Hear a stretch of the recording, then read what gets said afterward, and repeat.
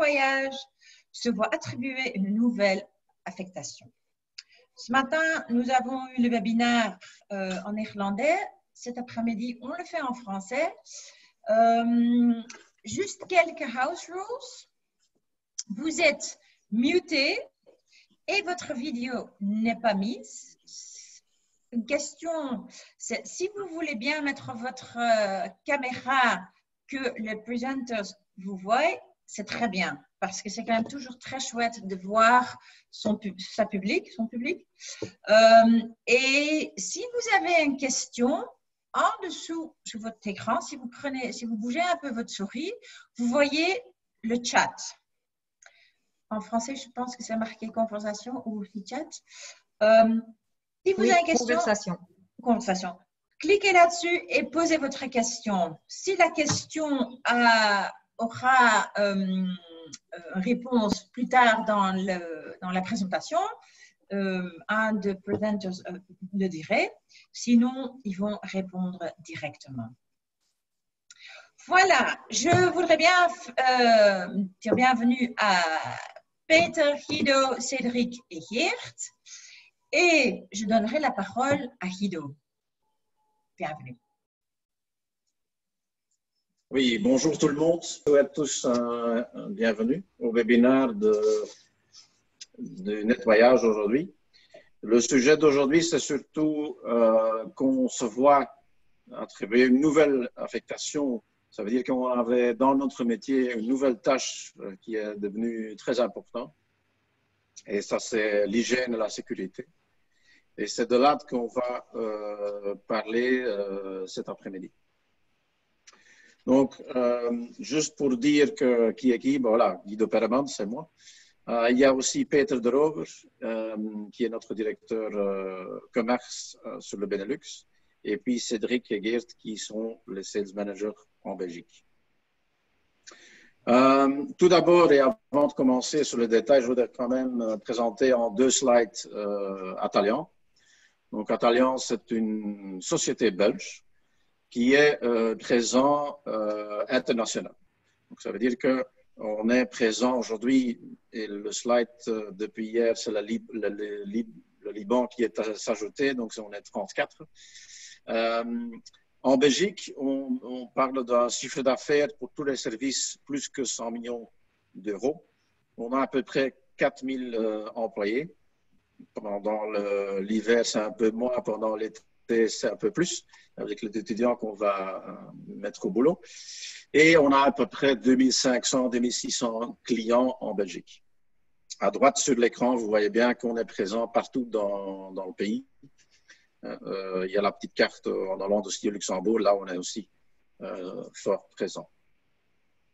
Qu'est-ce qu'on fait? Ben, on est un joueur dans tout ce qui est facilities. C'est notre slogan. Notre slogan, c'est bien qu'on veut vous soulever en effet de tous ces besoins en facilities et qu'on va vous donner un service optimalisé et qui crée une certaine performance chez vous dans votre société. En service même, on a les 2 sortes de services. D'un côté, on a ce qu'on appelle traditionnellement les soft services et à droite, vous voyez bien les hard services.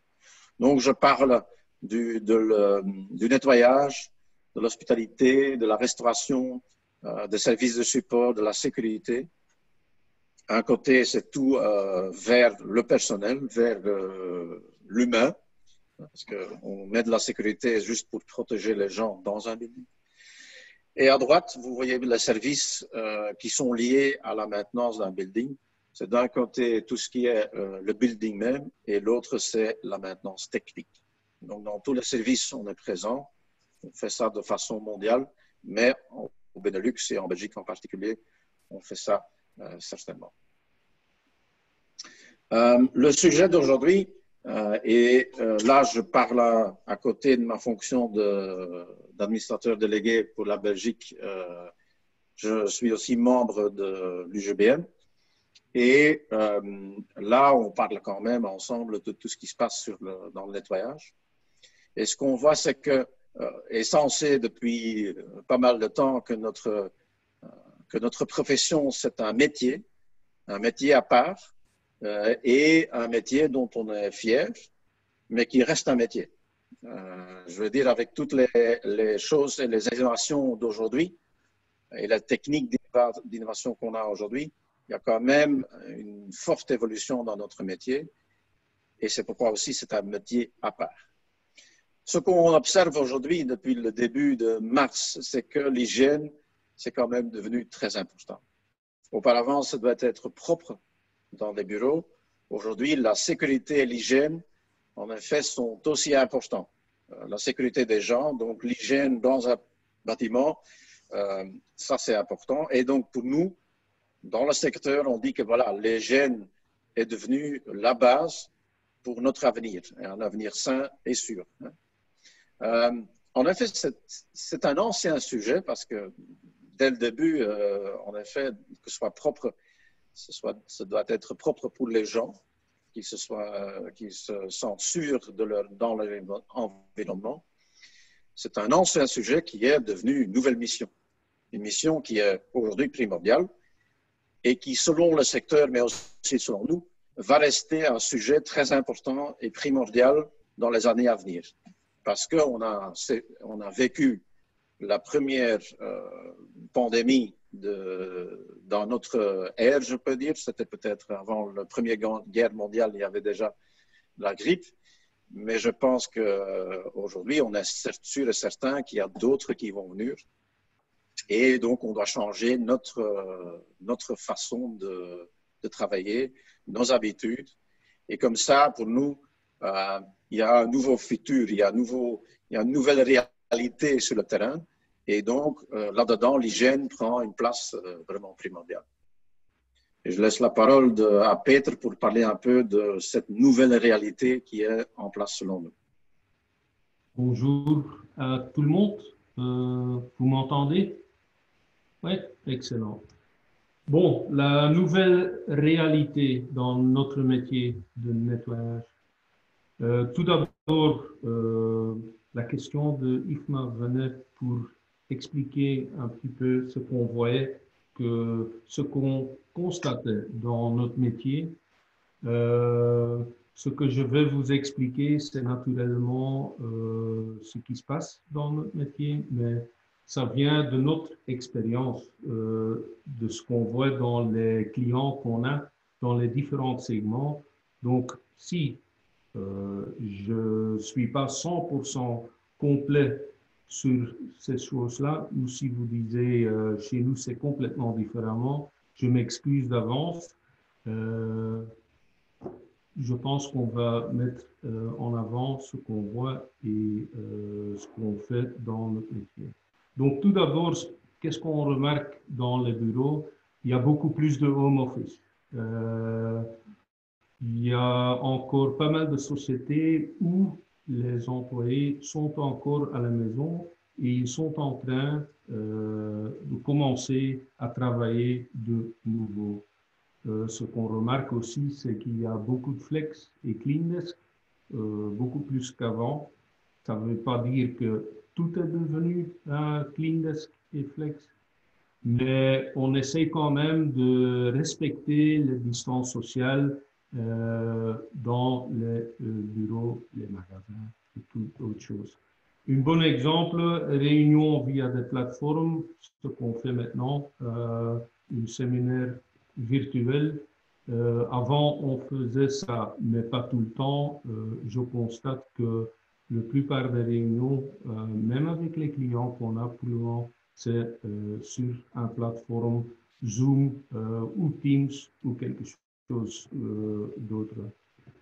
Ce qu'on constate aussi sur le marché, c'est que l'approche hospitalité a aussi changé. Il y a, dans certaines situations, il y a quelqu'un, un agent de sécurité, qui contrôle la température des personnes qui rentrent. Il y a des dispensers qui sont posés à côté de la réception pour désinfecter les mains.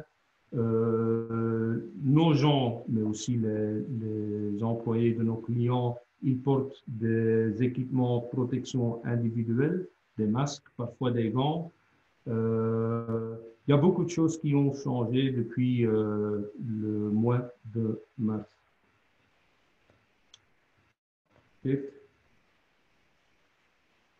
OK. Ça vient d'où en fait? Parce qu'on n'a pas inventé tout cela. Tout d'abord, il y a l'État qui a créé un cadre. Les différents secteurs, soit les magasins, l'industrie, les différents secteurs, ils ont dû mettre en place différentes applications. Il y a même les associations professionnelles qui ont dit comment travailler. Il y a aussi des demandes des sociétés internationales qui sont venus chez nous et qui ont dit, voilà, qu'est-ce que vous allez faire comme société de nettoyage? Comment est-ce que vous pouvez nous aider dans ces situations qui sont quand même un peu particulières? Ça, c'est un côté. D'autre côté, il y a aussi les clients de nos clients, les employés, les patients, les étudiants et tout cela. Eux, ils ont aussi une attente parce que plus important, c'est qu'ils se sentent en sécurité. Donc, il y a une demande de ce côté-là. Et un troisième point, c'est nous, les fournisseurs dans le nettoyage. Quelles sont nos possibilités? Quelles sont nos attentes?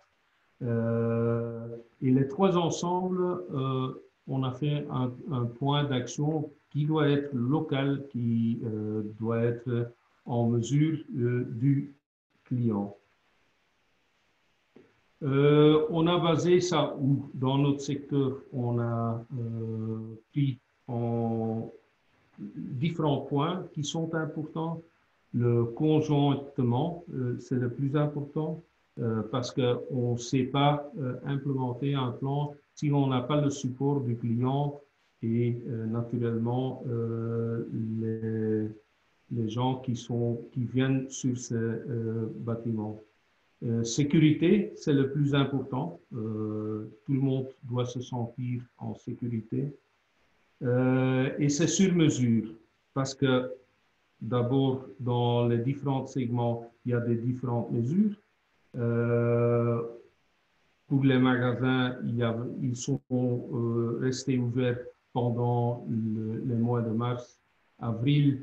Dans certains cas, les bureaux étaient fermés ou certains magasins étaient fermés. Donc, on ne pouvait pas dire c'est comme ça et on va faire un Roland pour tous les clients comme ça. Donc, on devait créer un plan sur mesure de nos clients. Et le plus important, c'est la communication, parce qu'il y a pas mal de choses qui ont changé. Au début, on ne connaissait pas très bien le virus. Même encore, on n'est pas certain de toutes les choses. On est en train de tester des antivirus. Donc, ça changeait de jour à jour. Et on doit aussi communiquer en fonction des différents clients. Donc, ce n'était pas facile et c'est quelque chose qui est évolutif.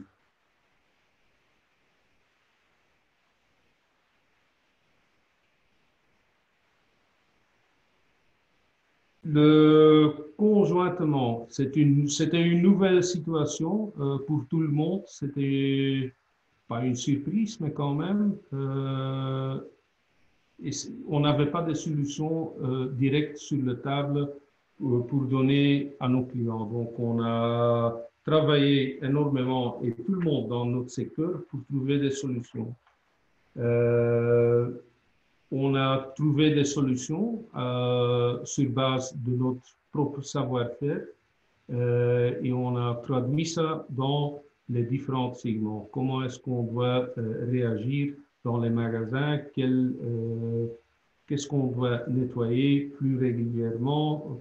Comment est-ce qu'on doit s'adapter? Les clients, ils avaient aussi des attentes et ils ne connaissaient pas ces problèmes non plus. Donc, ils sont orientés vers les fournisseurs. Ils ont demandé qu'est-ce que vous pouvez faire? Comment est-ce que vous allez nous aider? Et ensemble avec eux, on a créer des compétences et l'expérience fur et à mesure pour implémenter. Avec un résultat que chez la plupart des clients ou sur la plupart des dossiers, on a dû changer le plan de nettoyage parce que les fréquences sont changées, on a des situations qui sont complètement différentes qu'avant et voilà, c'est une chose qui est très évolutive et fur et à mesure, on a mis ça en place.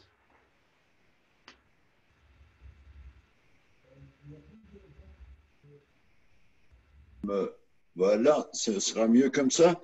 Ouais. Il y a plusieurs axes ou joueurs qui ont leur influence. Il faut en tenir compte pour arriver à une solution globale, disons locale, pour arriver à une façon de travailler qui tient la route pour le client final. À qui on pense, c'est clair, comme Peter vient de le dire, tout se déroule autour de l'être humain, des gens. On parle bien sûr que l'employeur a ses idées et a les règles à suivre et qui doit les mettre en fonction.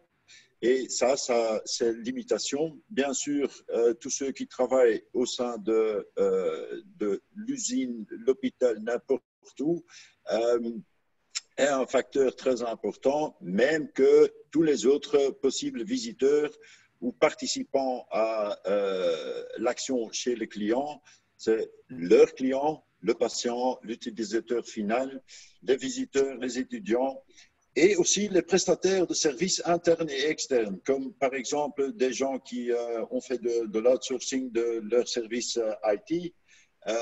Bien, ces gens travaillent pour quelqu'un d'autre, mais veulent quand même se sentir à l'aise et bien en sécurité sur votre plateforme de travail.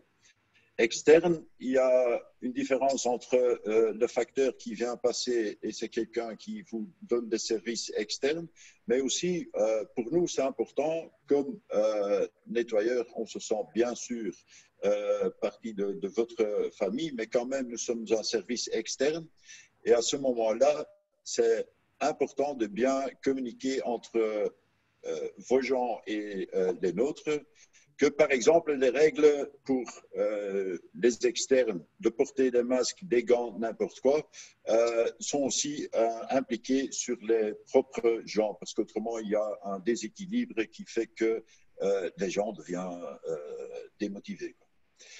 Bien sûr que les caractéristiques de votre travail ont un certain impact. La nature de l'activité, c'est bien clair que en production, c'est tout à fait différent que dans les écoles. Peut-être dans certaines, et surtout dans le tertiaire, il y a une possibilité de garder assez facilement la distance sociale. Je peux m'imaginer qu'à l'école, pour un instituteur, ce n'est pas évident de s'éloigner de plus d'un mètre de ses élèves. Et peut-être pour ça qu'ils sont ouverts plus tard, c'est logique. Le type de contact, je prends le même exemple que ce matin. Chez nous, comme Atalian, nos travailleurs travaillent chez vous.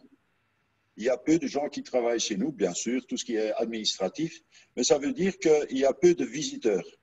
Bien sûr, aussi là, le facteur et le coursier passent, mais on n'a pas vraiment besoin de mettre quelque chose on a prévu tout, mais quand même, ça ne doit pas être réglé comme dans des magasins où il passe des milliers ou des centaines de personnes par jour. Aussi la méthode de travail.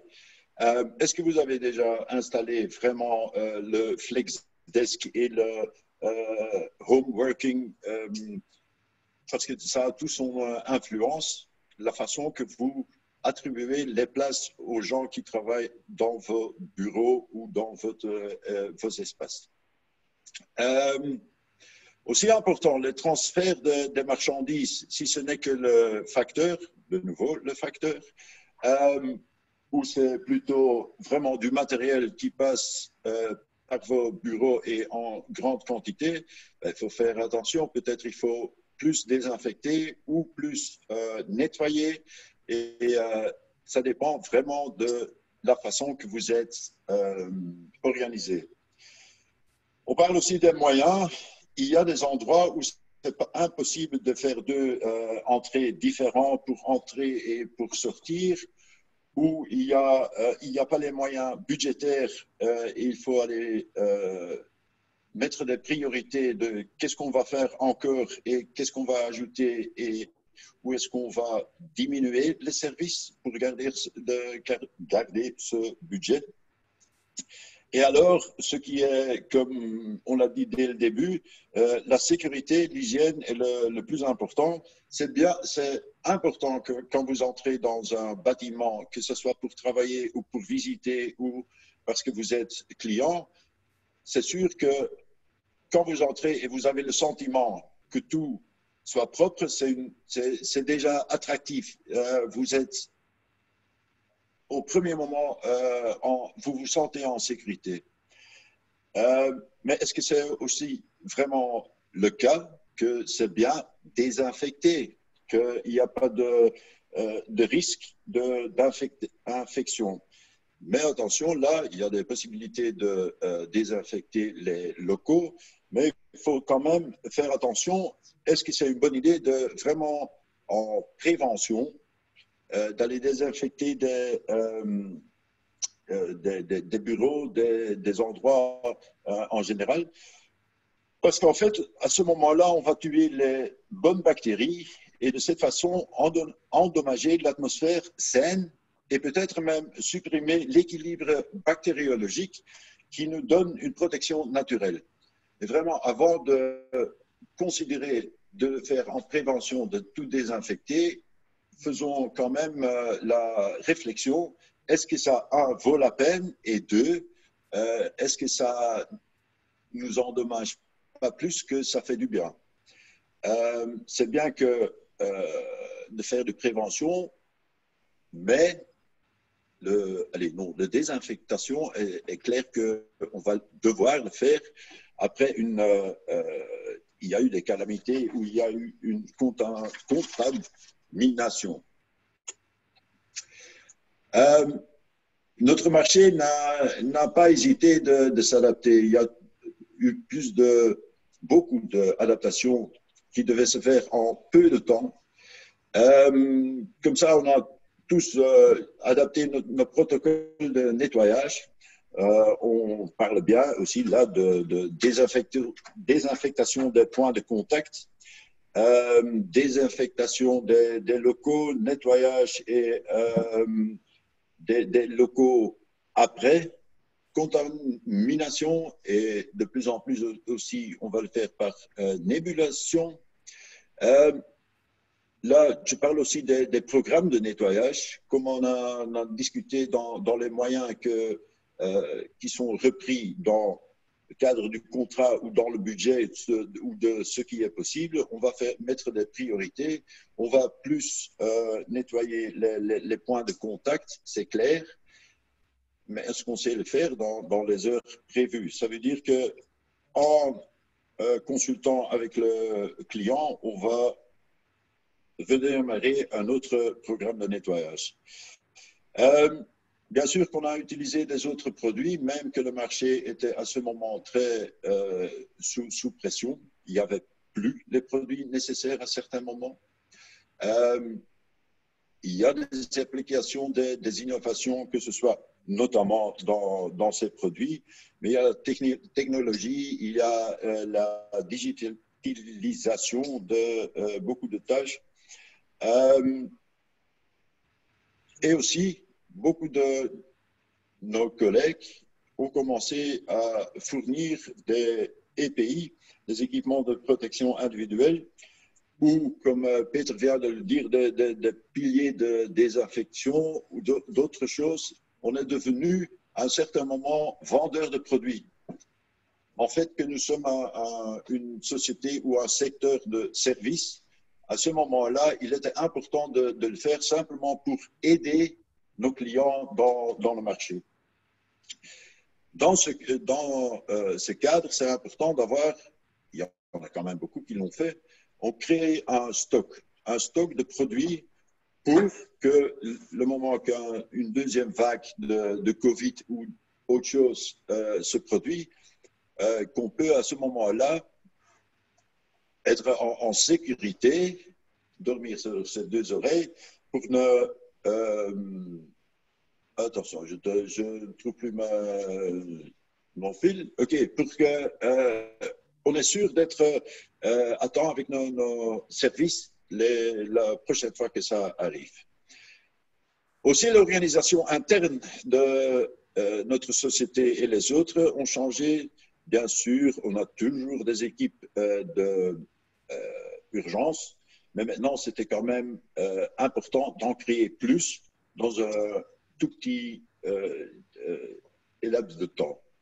Et pour moi, personnellement, le plus important, c'est bien de faire tout ça, c'est bien d'apporter une solution pour tout le monde, mais il faut en communiquer parce qu'on ne voit pas que quelque chose est sûr, que vous êtes dans un environnement sain.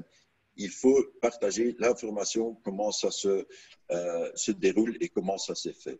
Mais de ça, il y a Cédric qui vous en parle un peu de plus. Ouais, bonjour. Je voulais juste un peu retourner sur le slide suivant, Geert.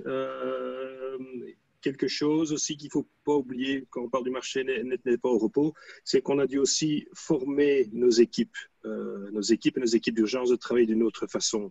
Donc, ce n'est pas uniquement les produits et tout ça, c'est vraiment une formation de nos équipes qui ont été nécessaires pour réagir rapidement en cas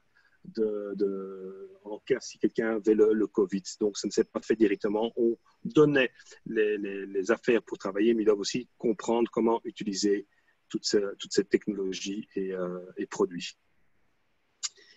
Prochain slide, s'il te plaît. Voilà. Alors, de mon expérience, nous avons tout ce que nous avons discuté ici avant, tout ça c'est très bien, mais le client, enfin mes clients ont eu d'autres problèmes. Ils se disent, Cédric, bon, maintenant nous avons les produits, nous avons les personnes sont formées, mais comment moi je vais attirer mes employés à revenir chez moi? Il y a toujours cette peur qui reste. Hein, il y a toujours une certaine peur. Les gens, on voit aussi à la radio, quand les écoles sont réouvertes, les gens ont peur de remettre leurs enfants à l'école. Ils ne sont pas certains, ils ne savent pas quoi faire. La même chose, on voit dans le business où je suis, dans le corporate.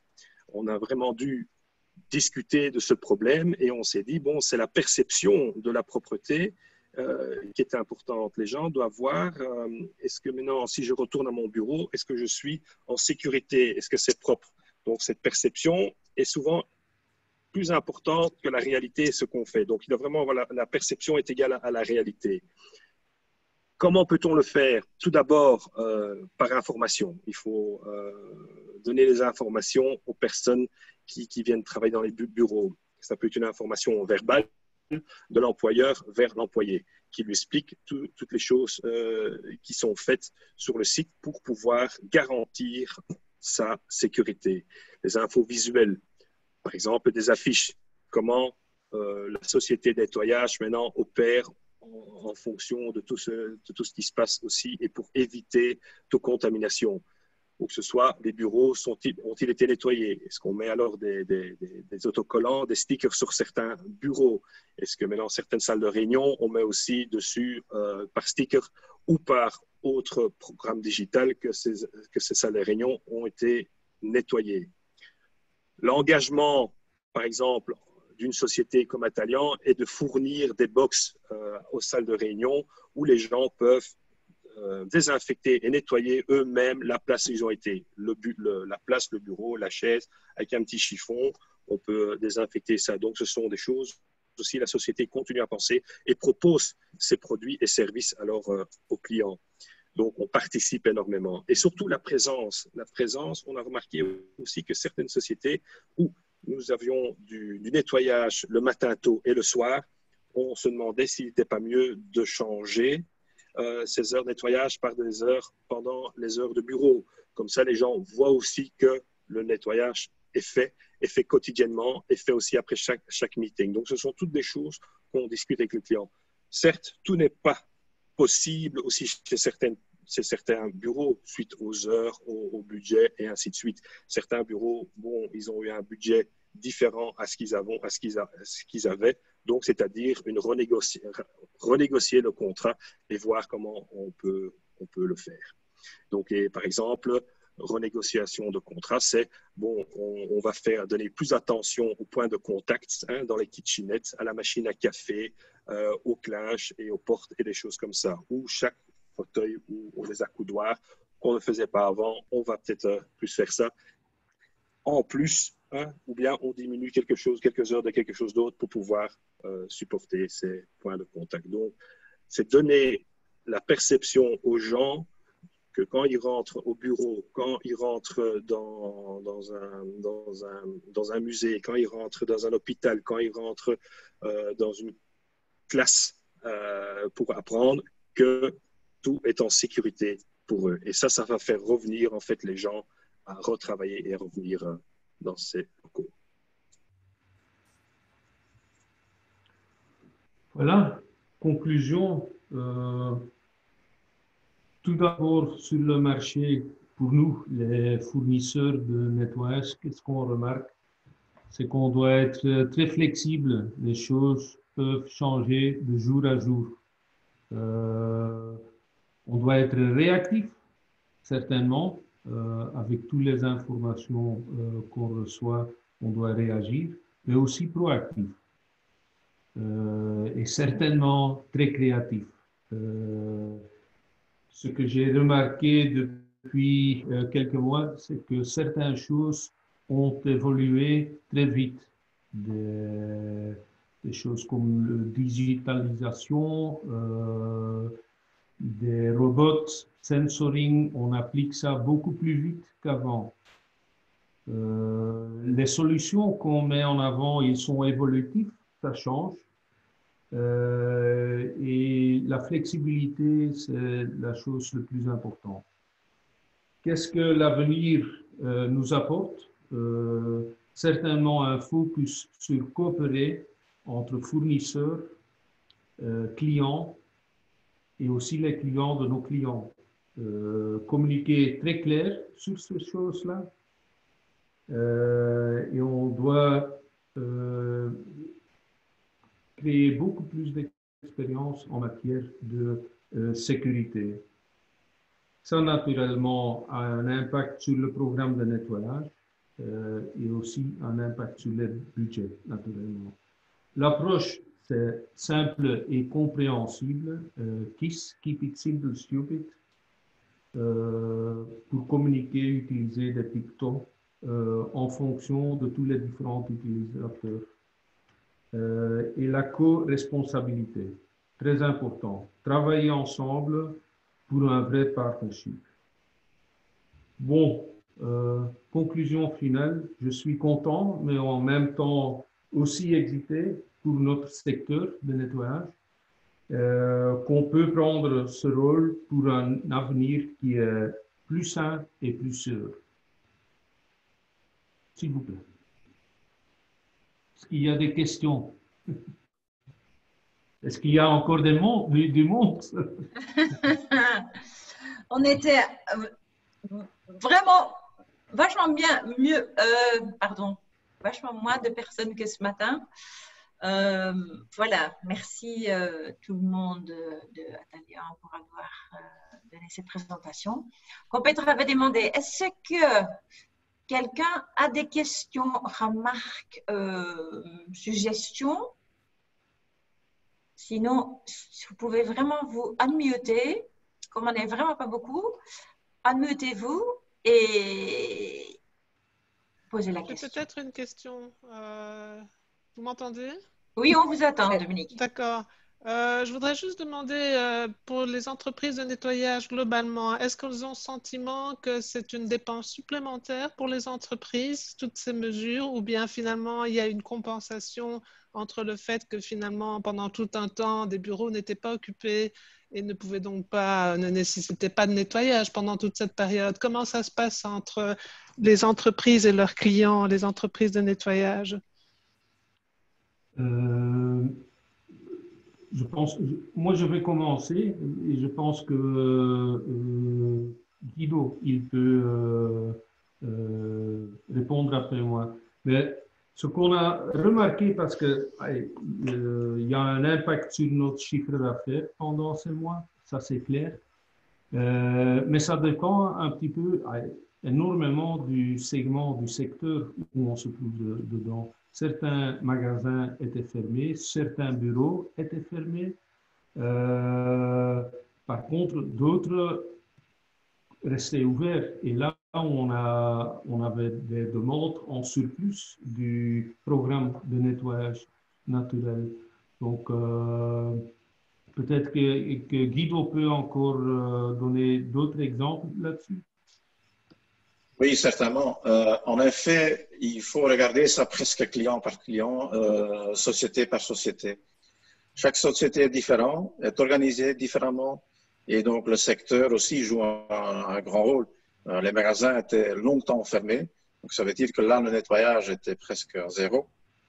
Juste l'entretien normal qui se passait et qui continuait, mais à un rythme beaucoup plus bas. Tandis que d'autres secteurs, comme le retail, comme les magasins qui étaient ouverts, là, par exemple, la désinfection était beaucoup plus importante. Donc là, la fréquence où on passe était beaucoup plus importante. Donc ça, ce sont des sociétés qui ont dépensé beaucoup plus d'argent au nettoyage qu'auparavant. Et donc, ce qu'on constate, c'est que dans le futur, est-ce que les sociétés de nettoyage vont gagner? Parce que certains le disent. Moi, je n'y crois pas vraiment.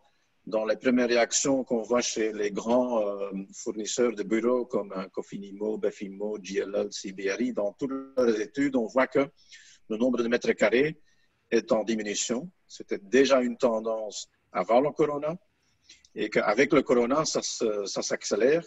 Donc, ça veut dire que le nombre de mètres carrés qui doivent être nettoyés vont diminuer. Donc, d'un côté, c'est le métier même qui change. C'est le métier qui change. Et ça, c'était le but de cette présentation, c'est que au lieu de vraiment dire, voilà, on va faire que ce soit propre, oui, mais ce soit être hygiéniquement propre. Donc, ça veut dire que les gens se sentent sûrs sur leur bureau, dans leur bureau et dans leur environnement. Et ça, c'est ce qui change. Donc, c'est une autre manière de regarder envers le nettoyage d'un bâtiment.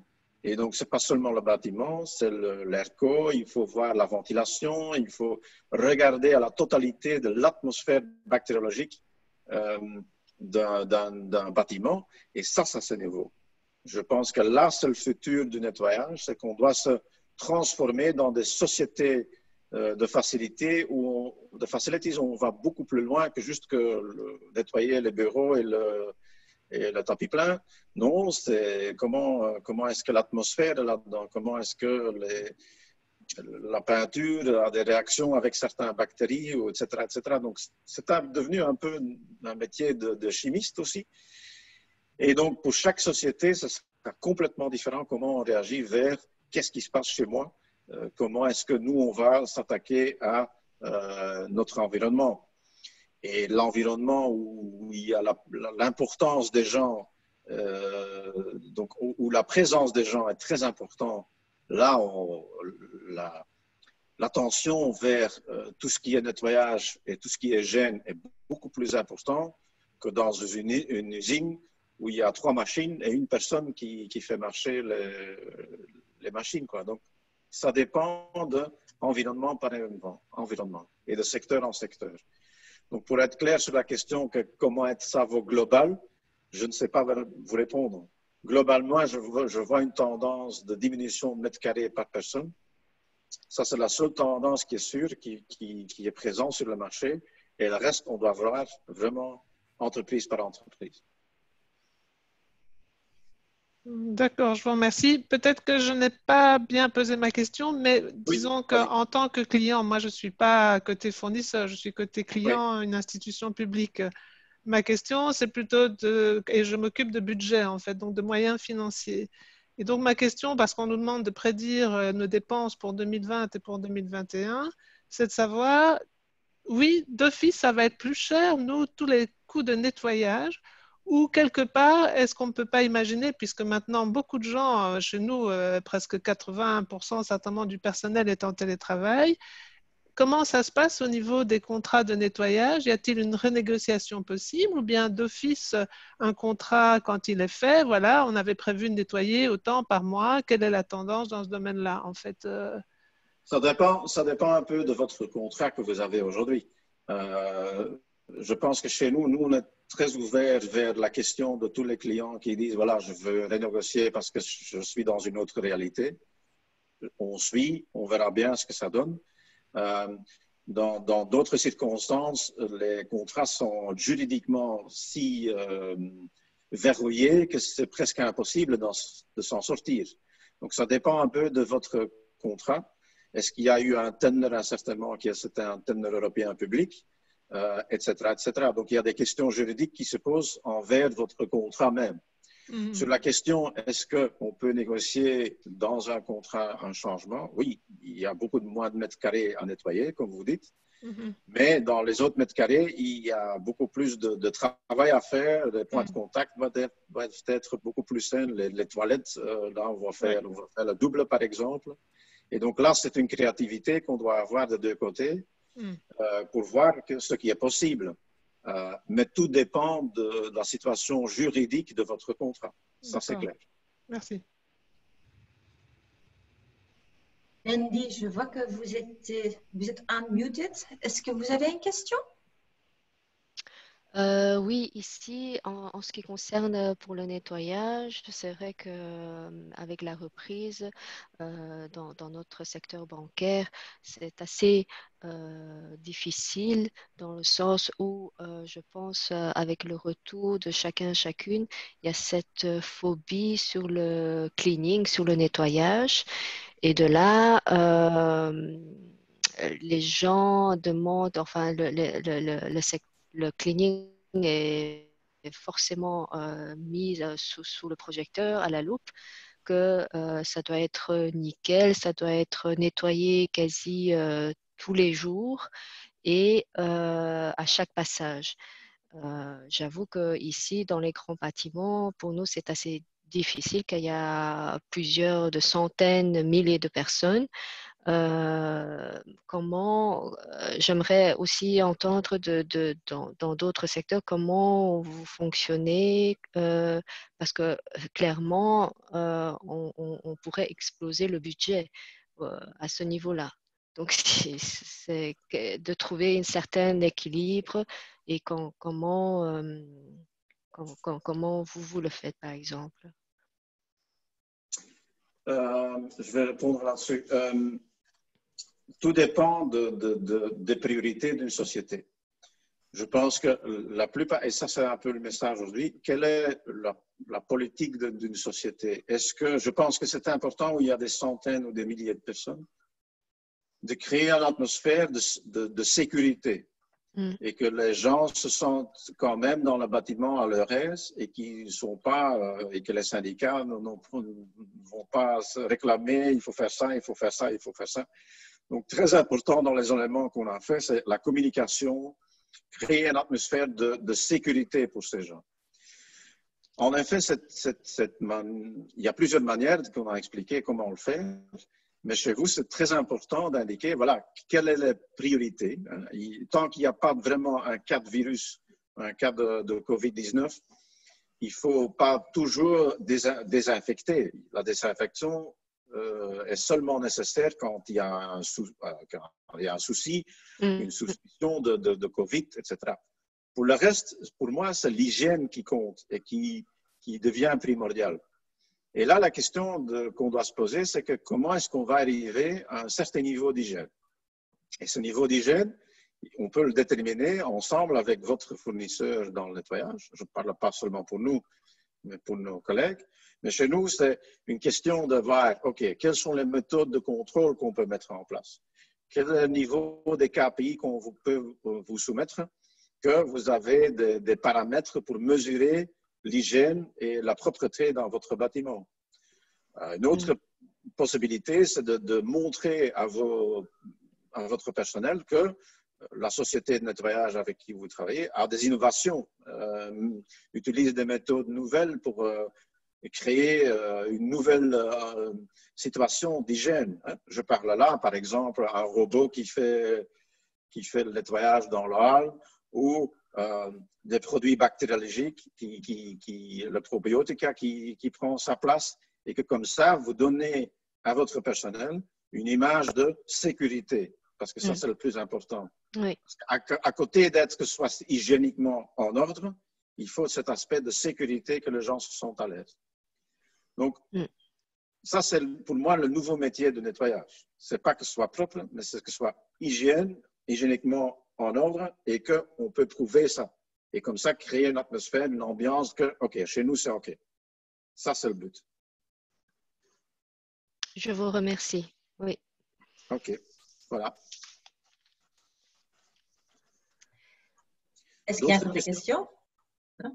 J'ai une petite question. Catering et cleaning, comment est-ce qu'ils vont ensemble? On sait que normalement, voilà, des sociétés ont leur restaurant. Avant le Covid, on arrivait, on s'assied, on partait, la prochaine vague arrivait, ils s'achetaient eux-mêmes siège et table. Comment est-ce que ça va être maintenant? Parce que déjà, il y a moins de place dans les restaurants, plus avec tous les fils qu'ils doivent faire, les fils s'ils doivent faire des fils. Est-ce que vous avez déjà fait un plan, sachant que vous avez les restaurants? Cédric, oui, avec ton expérience parce qu'on a pas mal de clients où on fait ça, ou les choses séparément ou ensemble, mais on peut parler d'expérience, beaucoup d'expérience là-dessus. Cédric. Donc, on a certaines sociétés où on fait le cleaning et le catering, restauration, bien sûr. Alors, tout d'abord, on a commencé par fermer les restaurants comme il fallait. Et conjointement, c'était assez important, conjointement, on a discuté avec le client comment faire. Il faut savoir qu'avec les clients, on avait 3 à 4 fois par semaine contact. Quelle va être l'évolution dans le catering, voir comment on va s'y prendre, parce que nous avons besoin d'énormément d'informations de leur côté aussi. On doit savoir combien de personnes travaillent pour l'instant sur le site, s'ils sont prêts ou pas à venir chercher, y a-t-il encore toujours cette peur ou pas, et ainsi de suite, on peut faire une solution. Tout d'abord, on a commencé à ne pas accepter les gens dans le restaurant même. C'est-à-dire qu'on a tout à fait changé le modèle de restauration qu'ils connaissaient sur site et on a fait énormément de take-away.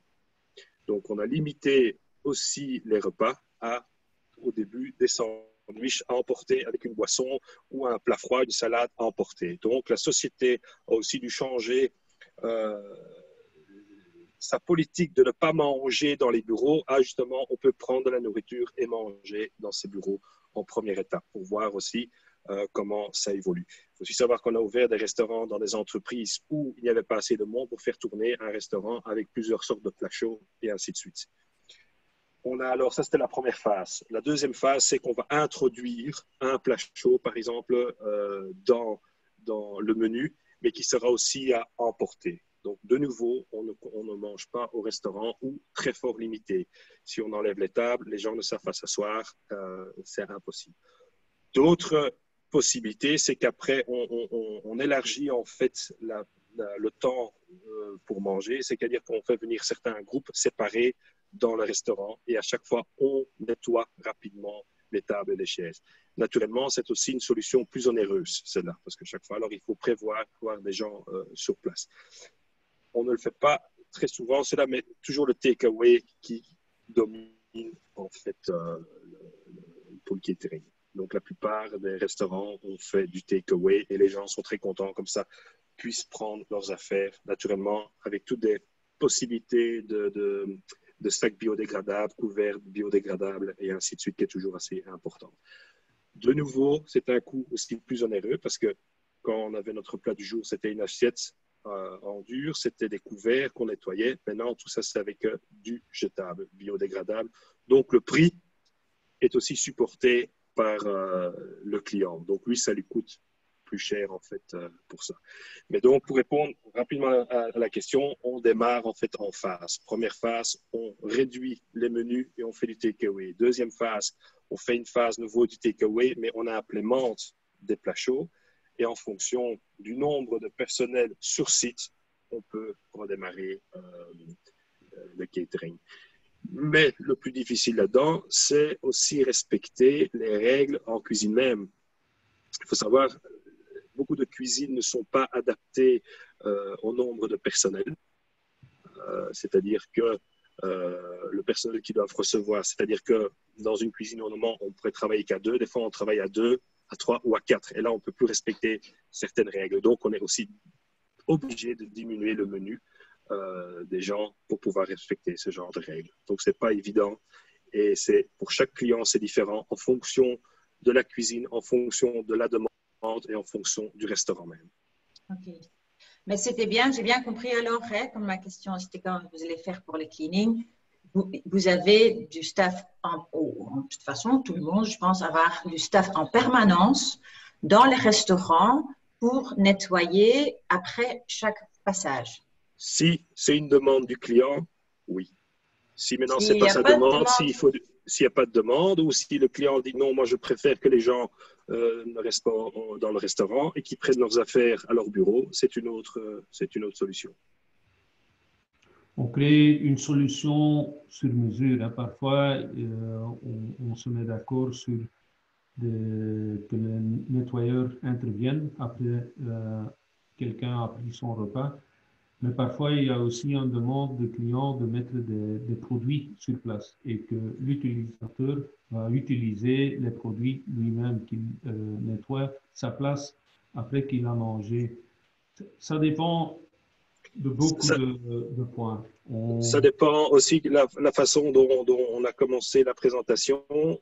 Dépend aussi de ce que la société ou les headquarters de la société exigent aussi s'ils disent on ne peut pas, vous pouvez avoir du catering, mais on ne peut pas utiliser le restaurant, on ne sera pas utiliser le restaurant, par exemple. Si à un moment donné, ils retirent toutes les tables, on ne sait pas les utiliser. S'ils retirent la moitié des tables, il n'y a que la moitié des gens qui savent y manger. Alors là, on pourrait travailler en shift. OK, merci. Il n'y a pas une solution qui couvre tout. Il y a toujours, on travaille sur des solutions pour les différents. Il n'y a pas une solution. Non, bien sûr, mais comme on essaie quand même, les restaurants maintenant sont de nouveau ouverts, on essaie aussi que les restaurants les restaurants d'entreprise ouvrent aussi pour que les gens puissent quand même aller dans un autre endroit que leur bureau. Parce qu'on parlait d'hygiène, manger sur leur bureau, à leur bureau, ce n'est pas non plus une solution idéale.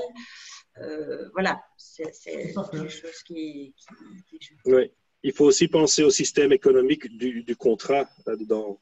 Par exemple, est-ce qu'une équipe de cuisine peut être rentabilisée pour une vente de 20 ou 30 sandwichs? Donc, ça rentre aussi encore en compte. Clair. Il n'y a que 20 personnes sur les 200 qui sont dans la société. Ça ne vaut peut-être pas la peine de le démarrer à ce moment-là. Ouais. OK. Bon, s'il n'y en a plus de questions, peut-être juste le prochain slide, Geert.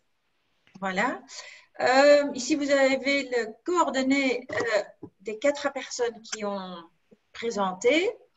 On a enregistré cet webinaire qui va être placé aussi sur notre site. Comme ça, les gens qui n'ont pas pu venir aujourd'hui peuvent quand même écouter et voir ce qui était dit. Alors, de ma part, il ne me reste que dire merci beaucoup pour vous qui étiez présentes. J'espère de vous revoir bientôt live. Parce que je pense que ça nous manque tous. C'est très bien de nous voir, on se voir face à face via des Zooms, des Teams, etc. Mais il n'y a rien tel que des vraies conversations face à face dans un endroit quelque part agréable. Merci beaucoup. Stay safe, stay healthy.